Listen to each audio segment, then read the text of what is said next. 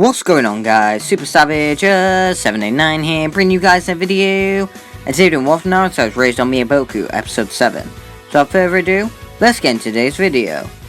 When returning to the leaf, Tsunade stood at the gate awaiting their arrival, with Fukasaku and Chima on her shoulders. The moment he sees them, Naruto panics, shouting to Kichi that they have to run. Fukasaku places them under sound genjutsu, making them both pass out as they're taken to the Hokage office. Once awakening, Naruto is greeted by his parents alongside Tsunade and a bandaged Jiraiya, all looking at him and his third brother with disapproval. Being the first to speak, Fukasaku walks over to Naruto and hits him over the head with his stick, asking what the hell Naruto thinks he's doing. Kichi tries to defend Naruto, but gets hit over the head as well, being told to be quiet. Rubbing the newly formed bump on his head, Naruto tries to defend the action that he's taken. He isn't a little kid anymore, he doesn't need everyone to fight off his battles. His strength has surpassed Jiraiya. He mastered the Rasengan 3 separate times, and mastered Sage Mode within 3 weeks, back in the tuning exams. They need to stop babying him and let him be his own man. It takes everyone aback a bit. Naruto's never spoken with such logic before, usually being quite aloof, dumb boy he typically was. He actually made sense at once, which was quite shocking. Nevertheless, Fukasaku is adamant that Naruto should return to Mount Myoboku, as should Tsushima. He tells Naruto to re-sign the Toad summoning contract, and then they'll all go home, where he and Gamakichi can pay for what they've done. With a heavy heart, Naruto listens to his father, signing the scroll, prepared to turn home. Before Fukasaku can reverse summon them all, Jiraiya would stop him. He tells the old Toad that Naruto, for once, is right. He's his own man, and if he wants to fight, he should be allowed to fight. If Fukasaku stopped looking through his parent goggles for a second, he'd realize that Naruto has become a capable shinobi. Fukasaku admits that he's being stupid, apologizing to Naruto for trying to control him. If he's prepared to take the hits, then he should be allowed to. Naruto runs over and hugs both Fukasaku and Shima, and they embrace for a couple moments before Fukasaku takes Shima and Kichi home. Naruto leaves the Hokage office to go and find something to do. While he walks through the streets, he sees a white dog roaming the streets, and remembers it as Akamaru. He rushes over, saying hello to the dog, stroking it, before it poofs, turning into Kiba, leaving both boys looking at each other quite awkwardly. Kiba barks that Naruto blew his cover as Hinata, Shino, and Akamaru all quickly arrive on the scene, catching Kiba, winning the game of hide-and-seek they had going on. Naruto says hello to them, asking how they've been, with Kiba saying they should all get something to eat and catch up. Teammate and Naruto would walk through the streets to find a good place to eat, running into Sakura and Team 10 along the way. Together, everyone goes to the nearby place to eat, a small stand called Ichiraku Ramen. Sat at the counter, Naruto confesses that nothing would beat Ma's cooking, before trying some ramen and nearly crying from happiness, tasting sheer perfection, eating the bowl in seconds, giving everyone else a chuckle. Back at the Hokage estate, Tsunade began to heal Jiraiya's wounds from his previous brawl with Naruto. She was shocked that Jiraiya managed to make it out of the fight as unscathed as he did, commenting on the molecular damage caused by Naruto's attacks. In shock, Tsunade asks Jiraiya if he calls others from using Sage Mode, which Jiraiya would confirm, amazing her. Curious, she asks Jiraiya the ability Sage Mode grants, which he'd give a brief rundown about. She has to admit, she regrets not signing the contract with the Toads if it meant she could learn this power. Later that day, Naruto and Sakura will go to the Hokage office, where they meet up with Yamato. Naruto will quickly befriend Yamato due to them both acting weirdly, which makes Sakura's sweat drop, that she wants Sasuke back now more than ever. Naruto won't be as agitated towards Sai, instead questioning about his backstory, like where he comes from, who his parents are, stuff like that, which Sai would answer with short, blunt answers. Both boys would be walking and talking so slowly that Yamato and Sakura get a fair bit ahead of them, leaving them behind.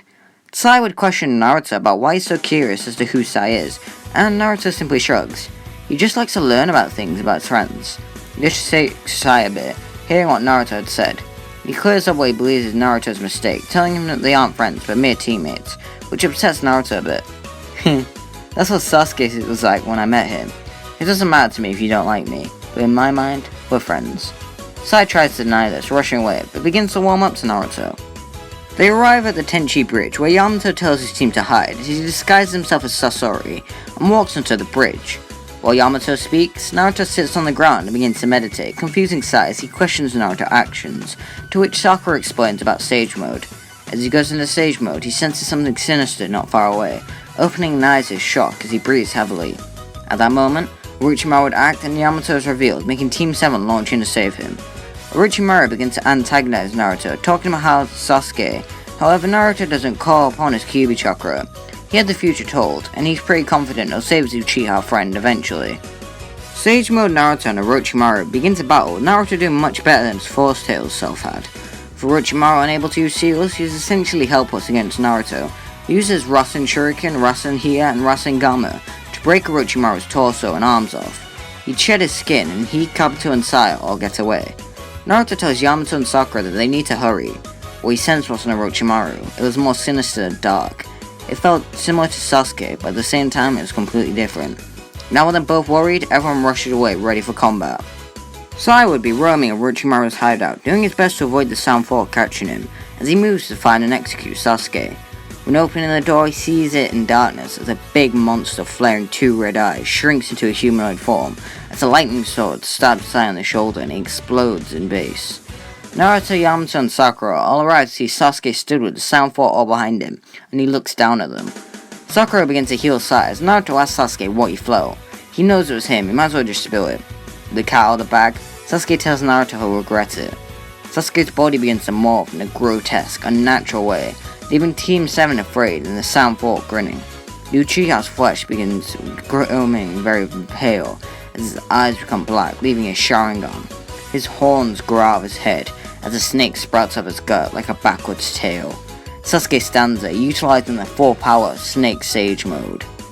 They recoil in fear as Sasuke asks Naruto if he's strong enough to defeat him now, or does he regret poking the snake.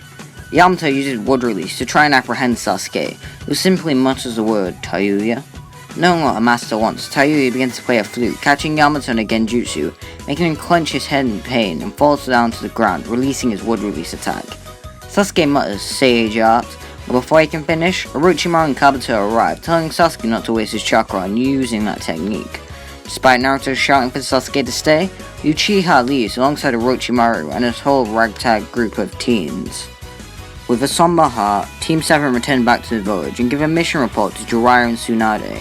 Jiraiya realizes that Sasuke must have trained at Ryuchi Cave and learned Sage Mode, an ability that Orochimaru can never use without his own body. That's probably the reason why Orochimaru didn't just take Sasuke's body. He wanted Sage Mode and the Sharingan.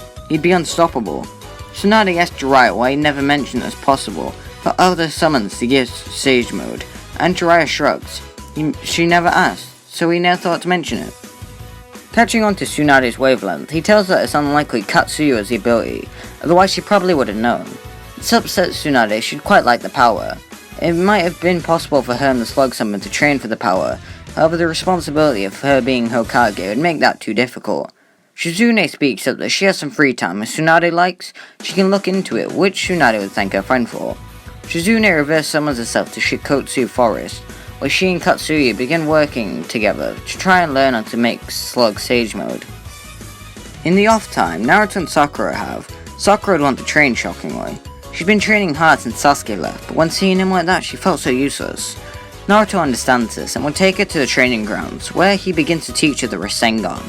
It doesn't take long for Sakura to get the hang of using it, due to her chakra control being so refined, which Naruto had praised her for. Now comes the hard part, adding an elemental change to it. Sakura's chakra natures in canon were earth and water. I feel like water makes more sense to her, so we'll use that. Sakura would begin to learn how to add water to the Rasengan, and a parallel on Naruto will learn the Rasen Shuriken. While she begins training, Asuma would still end up dying and all that occurs. Sakura would end up perfecting the water release Rasengan, being able to spin it very quickly.